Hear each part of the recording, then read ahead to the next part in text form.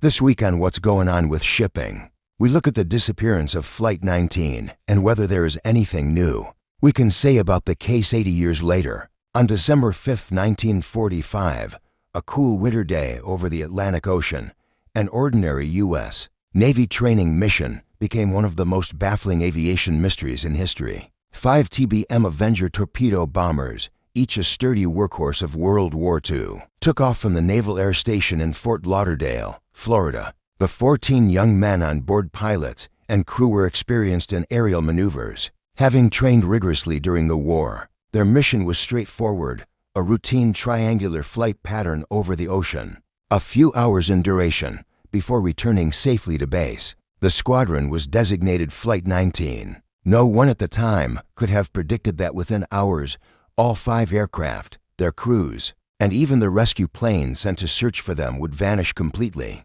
leaving behind no wreckage, no distress signals, and no answers. We've looked at the loss of Flight 19 before, but this episode is part of a series where we revisit earlier episodes to see if there is anything new to add to the discussion. So let's take a look.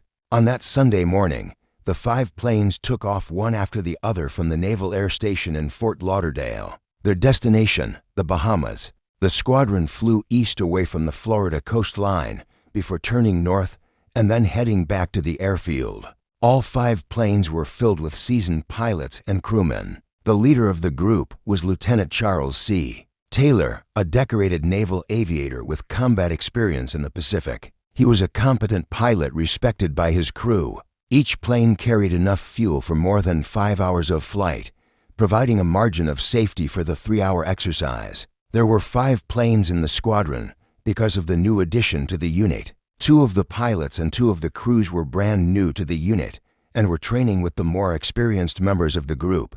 The planes were Grumman TBM Avengers. The Avenger was a reliable and heavily used aircraft during World War II. Originally designed as a torpedo bomber, it proved to be a capable multi-purpose plane, often being used for anti-submarine warfare and bombing missions. Its sturdy construction and reliability made it a favorite among crews. The men boarded their aircraft expecting nothing more than another day of drills. When Taylor made contact with the ground control tower at Fort Lauderdale to start his transit leg of the exercise, things seemed normal. The weather was fine and there were no immediate concerns. The trouble began around 3:45 p.m. According to surviving radio logs, Taylor's voice came over the transmitter, tense and uncertain. "Both my compasses are out, and I'm trying to find Fort Lauderdale, Florida. I'm over land, but it's broken. I'm sure I'm in the Keys, but I don't know how far down." This transmission was odd and alarming. If Taylor believed he was over the Florida Keys, he was far to the south of the intended route. Ground controllers urged him to fly north, but the squadron continued to drift eastward, farther into the open Atlantic. Other pilots, aware of their worsening situation, voiced their concern over the radio. Suggestions were made to turn west, toward the setting sun, which would lead them back toward the mainland. But Taylor insisted on a course that pushed them deeper into the vast ocean. As the sun began its descent, casting long shadows across the waves, the squadron flew on. By 6:15 p.m., the men knew they had a critical decision to make. They were lost and their fuel was dwindling. There was little choice but to head back toward the apparent source of the sun. They hoped that if they flew long enough, they would eventually find land. "All planes close up tight," Taylor told his group. "We'll have to ditch unless landfall is made. When the first plane drops below 10 gallons, we all go down together." Then silence. Within an hour, a Martin PBM Mariner seaplane was dispatched to search for Flight 19. It was a massive flying boat designed to patrol large areas of the ocean searching for submarines. Nicknamed the Flying Gas Tank due to its enormous fuel capacity, it carried 13 men. With it, Flight 19 would have little difficulty locating land if they were in the water. For the next hour, the Mariner searched without success. At approximately 7:15 p.m., the Mariner transmitted that it was proceeding north toward the last known position of Flight 19. Minutes later, witnesses aboard a ship in the area reported seeing a fiery explosion in the sky. It was the last anyone ever saw of the Mariner. Aboard the ship, the lookout spotted what appeared to be a brilliant flare in the sky. It was observed by several people on the ship, including the captain. They watched as the object slowly descended into the blackness of the night.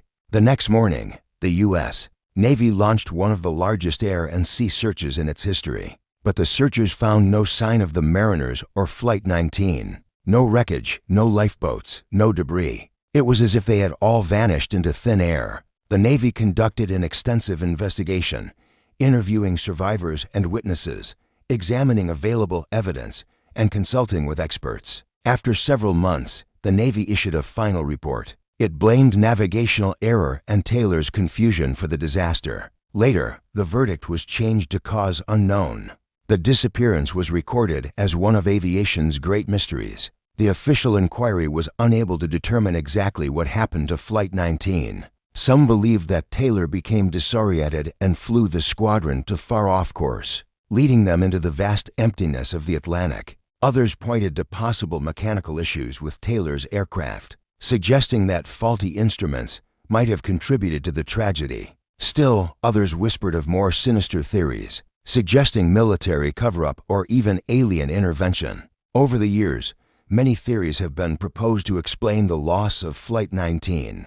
One prominent theory suggests that Taylor mistakenly believed he was over the Florida Keys, but in reality, they were much farther north over the open ocean. In this scenario, they simply flew too far and ran out of fuel. However, this doesn't explain why no wreckage was ever found. Another theory points to severe weather. Squalls, high winds, and sudden thunderstorms are common in the area. These could have overwhelmed the planes quickly, especially given the Avenger's single-engine design. However, this too doesn't account for the absence of debris. Perhaps the most plausible explanation points to equipment malfunction. If Taylor's compass was out and he couldn't rely on radio navigation, the squadron could have easily become hopelessly lost. Despite the passage of time, these theories provide only partial explanations. The case remains officially as cause unknown, a testament to the enduring mystery surrounding this event. The disappearance of Flight 19 is now considered one of the greatest unsolved mysteries of the 20th century. It captured the public imagination, giving rise to countless theories and speculation. For some, the incident became a touchstone of the infamous Bermuda Triangle. This supposed region of maritime mystery is said to stretch between Miami, Bermuda, and Puerto Rico, an area notorious for unexplained disappearances. But the true story of Flight 19 transcends the sensationalism of paranormal claims. It is a sober reminder of the power of nature, the fallibility of technology, and the limits of human endurance. In the absence of definitive answers, we are left to contemplate the legacy of Flight 19. The men who vanished that day did so while performing routine training exercises. They were not venturing into uncharted territories or undertaking experimental missions. Their loss serves as a stark reminder of the unpredictability of fate. The disappearance of Flight 19 had a profound impact on naval aviation, prompting significant changes in training procedures and safety protocols. Before this tragedy, navigational training was not as rigorous as it is today. The incident led to the implementation of more stringent measures, ensuring that pilots are better equipped to handle navigational errors and unforeseen circumstances. Moreover, the loss of both Flight 19 and the rescue plane highlighted the need for redundancy in aircraft systems. Following the incident, aircraft were designed with backup navigational systems and improved radio communication equipment. This proved crucial in preventing similar disasters. The story of Flight 19 is a somber chapter in naval history. It is a story of bravery, dedication, and the unforgiving nature of the sea. The men of Flight 19 and the rescue crew embarked on their missions with the expectation of a routine day, unaware that they would become part of an enduring mystery. As we reflect on their sacrifice, we must acknowledge the courage it took to face the unknown day after day. Their absence created a void felt deeply by their families and the naval community. The lack of answers raised more questions, not only about what happened that day, but also about the limitations of human understanding. The legacy of Flight 19 lives on, not just in naval chronicles, but in the hearts of those who remember. It is a story that continues to captivate and inspire awe. reminding us of the enduring power of the human spirit in the face of the unknown. I hope you enjoyed today's episode.